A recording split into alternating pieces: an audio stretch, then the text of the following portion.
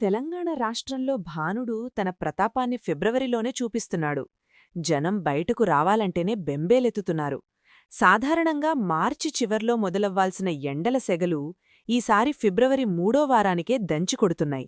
ఇప్పటికే పలు జిల్లాల్లో పగటి ఉష్ణోగ్రతలు 35 డిగ్రీల మార్క్ను దాటేశాయి.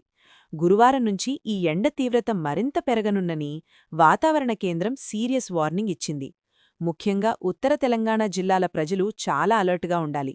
నిజామాబాద్, భద్రాద్రి కొత్తగూడెం, ములుగు, జగిత్యాల, ఖమ్మం, జయశంకర్ భూపాలపల్లి, మంచిర్యాల, ఆదిలాబాద్ ఈ 8 జిల్లాల్లో ఎండల ప్రభావం అత్యంత తీవ్రంగా ఉండబోతోంది. అందుకే వాతావరణ శాఖ ఈ జిల్లాలకు ఎల్లో అలర్ట్ జారీ చేసింది.